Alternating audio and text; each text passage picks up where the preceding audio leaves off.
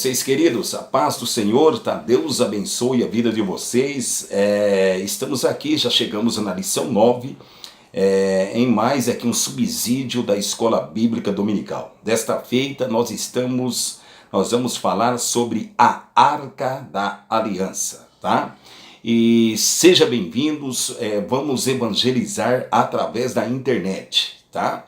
Você seja um evangelizador. Cumprimos a palavra do mestre, ide a todo mundo, levai, pregai o evangelho. E talvez você, muito ocupado, mas você pode passar essa informação adiante e várias pessoas vai ser abençoada também. Textuário da lição 9 está inserida no livro de Êxodo, capítulo 26, versículo 33.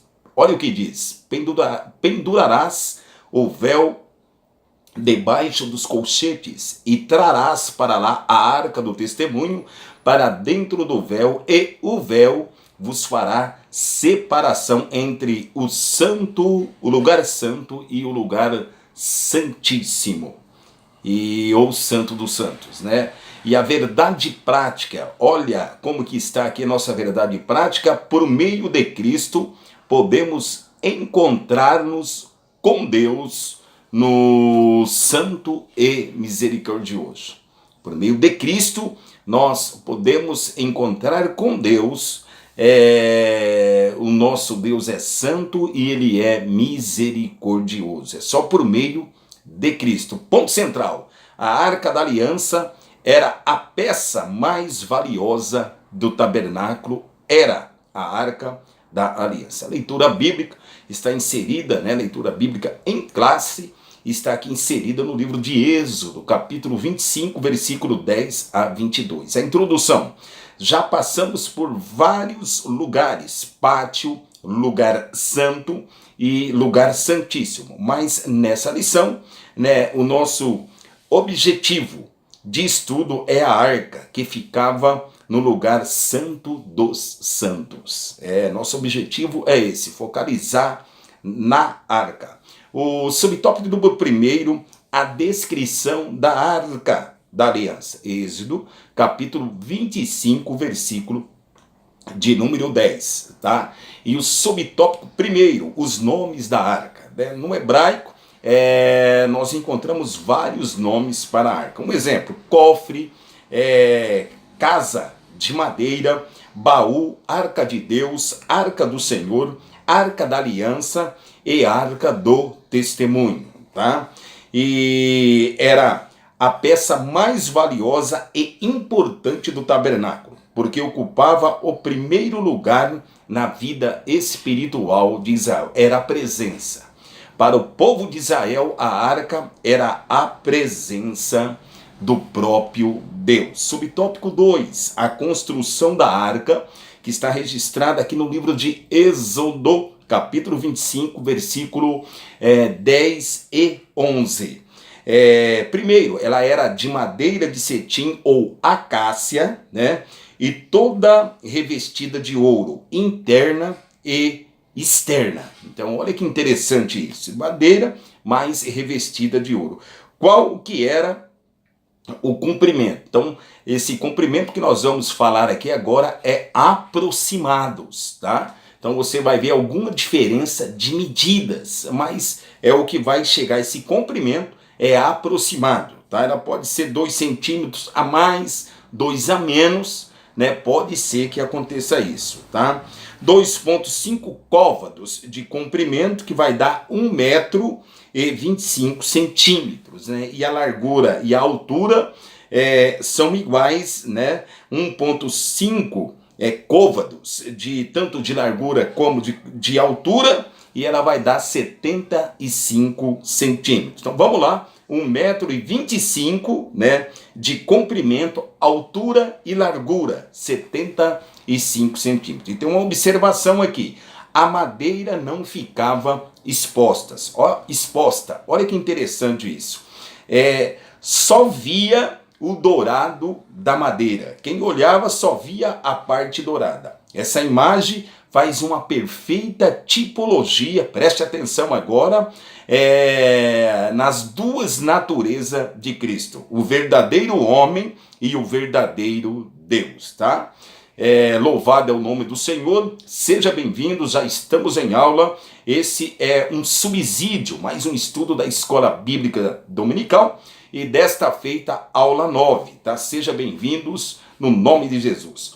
Subtópico 3 é do tópico 1, tá? O símbolo das duas naturezas de Cristo, tá? O ouro simboliza a sua divindade, a divindade de Cristo simbolizada no ouro, e a madeira simboliza a humanidade de Cristo. Hebreus, os 2 primeiros capítulos do livro de Hebreus está relacionado a isso. A arca aponta para a verdade revelada no Novo Testamento acerca do nosso Salvador. Ou seja, preste atenção, Cristo é o Emanuel, que significa Deus conosco, Mateus capítulo 1, versículo 23. Olha o que Paulo diz lá em 1 Timóteo 3,16. Sem dúvida alguma, o grande é o mistério da piedade. Aquele que se manifestou em carne foi justificado em espírito. E hoje temos à destra de Deus um sumo sacerdote que sabe o que se passa na nossa vida. Então chegamos ao trono da graça. Com que? Confiança. Hebreus capítulo 4, versículo 16, para que possamos alcançar o que? Misericórdia. Deus abençoe a sua vida. Já estamos indo, para o tópico 2 da lição. O propiciatório da arca. Olha, vamos analisar isso aqui, hein? Êxodo capítulo 25, versículo 17 a 21. Primeiro tópico, a tampa da arca. Era de madeira de acácia e ficava sobre a arca.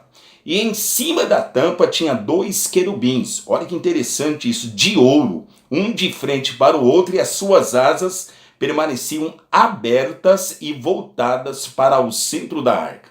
Então as asas eram coladas uma na outra, e pelo texto bíblico dá a entender que eles ficavam olhando, para dentro da arca. Olha que interessante, né? O subtópico 2 do tópico 2, a simbologia da tampa da arca. Primeiro, era para cobrir algo valioso. Para cobrir algo valioso. E o que tinha de valioso dentro da arca? Era para cobrir algo valioso, e o que tinha de valioso dentro da arca? Primeira coisa que tinha lá dentro da arca, as tábuas da lei. Segundo, a vara de Arão, que floresceu, e um vaso de ouro que continha o maná, tá? Hoje, o que é valioso para o nosso Deus, hoje, presta atenção no que eu vou dizer agora. Hoje, o que é valioso para nosso Deus sempre é o que está dentro e não o que está fora, tá? O Senhor conhece, preste atenção no que eu vou dizer agora, nós por dentro, tá? Você lembra lá isso aqui é um subsídio que vou falar agora, quando Samuel foi até a casa de Jessé ungir o novo rei de Israel, Samuel já ia ungir o externo. Ele olhou, esse. Aí Deus falou, não é esse, porque eu olho por dentro, eu não olho por fora. Tá? Só para você ter uma ideia. Tá? A simbologia é o subtópico 3 do tópico 2. A simbologia dos querubins alados sobre o propiciatório. Êxodo, capítulo 25, versículo 18. Hebreus 9 e versículo de número 5. Representam a majestade divina. E em várias visões eles aparecem. Um exemplo, lá em Ezequiel, no livro lá de João e Apocalipse, eles aparecem com uma fisionomia diferente, é óbvio, daquela que Deus outorgou Moisés a esculpir em cima da arca. Representam, o que eles representam? A majestade divina, e em várias visões ele aparece. Então, o que eles representam? A majestade divina. Por isso, suas imagens refletem um aspecto protetor. Isto ressalta o compromisso deles de guardarem a lei, né? É o que representa. Assim, a misericórdia e a graça e fidelidade são virtudes presentes na arca. O que essa simbologia representa? Misericórdia, graça, fidelidade é uma representação ali da arca, mostrando que Deus sempre se interessou em amar e proteger o seu povo. Louvado é o nome do Senhor. Estamos em aula, estamos aqui já chegando, hein? Subtópico de número 3, os elementos sagrados dentro da arca. Agora nós vamos ver, hein? Vamos aqui aprender junto que eram esses elementos que estavam dentro da arca, que era sagrado. Primeiro nós vamos analisar aqui as tábuas da lei, Êxodo capítulo 25, versículo 16 a 21, e Deuteronômio capítulo 10, versículo 1 a 5. Duas tábuas foram esculpidas por Deus, sendo que a primeira, nós analisamos isso, né, foi quebrada por Moisés. Agora deixa eu fazer uma pergunta para você. Nós estamos em aula, tá?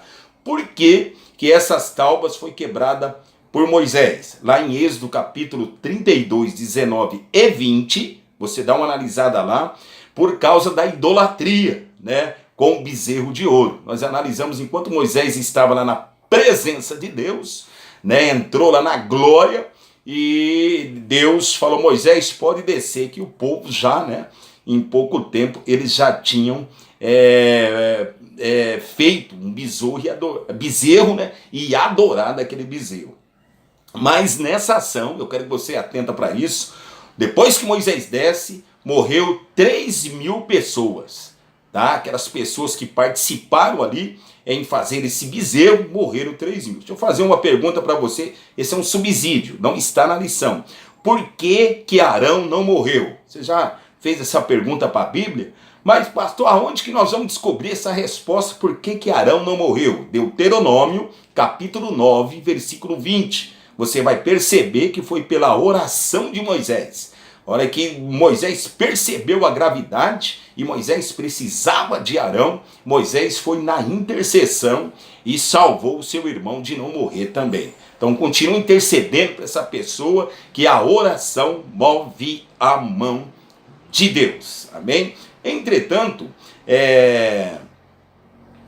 a segunda cópia, que Deus outorgou a segunda cópia da lei, foram guardadas, né, dentro ali da arca. Então a primeira coisa que tinha dentro da arca, a segunda cópia das tábuas da lei. Segundo, sob tópico 2 do tópico 3, um vaso com maná do deserto. Olha que interessante isso. Nós sabemos, né, que Deus manda um maná, né, e o povo colhe aquele maná, olha, e o nome na realidade do maná era: o que é isto? E o que é isto? Até que colocaram o nome de maná. E era interessante que tinha ali uma autorização de Deus, que esse maná não podia ser colhido bastante, tinha ali uma ordenação de Deus. Onde que está isso? Êxodo, capítulo 16, versículo 33 a 35. O maná era todo dia, tinha que colher ele. Por quê, pastor? Se colhesse mais, a Bíblia vai dizer lá em Êxodo 16, 19 e 20, que ele apodrecia e cheirava mal. Então, maná, o pão, significa para os dias de hoje também a Bíblia Sagrada, a leitura da Bíblia. Que dia que é para ler a Bíblia? Todo dia. O maná era todo dia, todo dia, todo dia. Oração, leitura da Bíblia, todo dia, todo dia, todo dia. Preste atenção. Porém, o maná, olha que interessante isso, de dentro da arca não sofria deteriorização. Ele não era deteriorizado, ele não apodrecia, ele não fedia, ele não cheirava mal. Agora, por quê? Que o maná dentro da arca, eles colheram, colocaram dentro do pote de ouro, dentro da arca, e ali ele não sofria essa deteriorização. Então nós vemos que na presença de Deus, Cada vez que nós estamos na presença de Deus, a gente não fede e não cheira mal.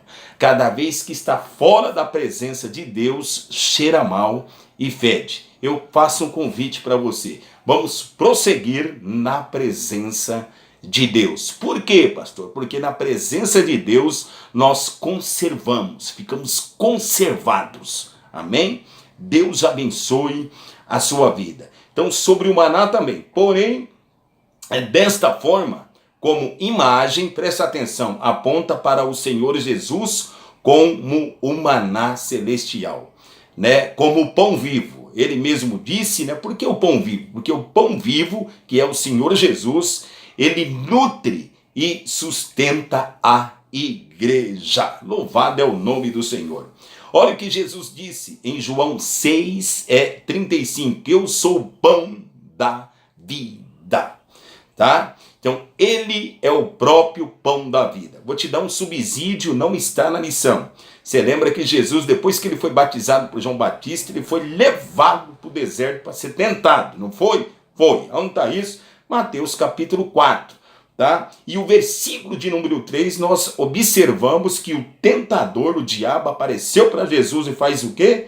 Vai tentar Jesus na parte carnal. Vai falar, olha, se o senhor é o filho de Deus, transforma essa pedra aí em pão. Sabe por que Jesus não transformou em pão? Não é porque ele não tinha poder, não. Porque ele é o quê? Ele era o próprio pão. E o próprio pão não se transforma em pão. Amém? Se eu fosse você, eu dava um glória por esse subsídio aí. Como ele era o pão, ele não ia transformar, óbvio, né? Pedra em pão. Por isso que ele não transformou. Tá bom? Então esse é só um subsídio, né? Não está na lição. Tópico 3 e subsídio, né? 3, estamos finalizando já essa lição. A vara que floresceu. A vara de Arão. Aí nós vamos chegar a um assunto aqui até que delicado. Números capítulo 17 conta-nos a história da vara que floresceu. Mas o 16 e o 17 é um dentro do outro. Por que será que floresceu essa vara? A resposta está no 16, no capítulo, na verdade, 16. Por quê? Quando houve uma rebelião de Corá, Datã e Abirão. Eles afrontaram ali a autoridade de Moisés e de Arão também, né?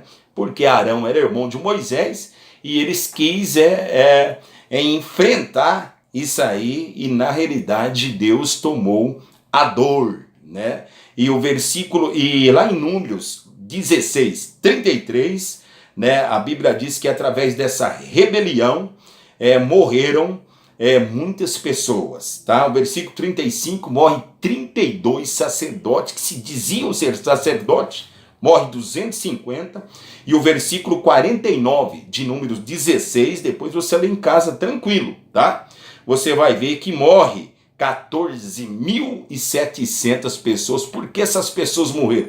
Rebeliaram contra a autoridade, né, de Moisés. Deus só fala com você, é só essa coisa que aconteceu naquele tempo lá, e a Bíblia vai dizer que a terra abriu e engoliu essas pessoas rebeldes, tá? E a confirmação, na realidade, a confirmação da tribo de Levi para o serviço sacerdotal.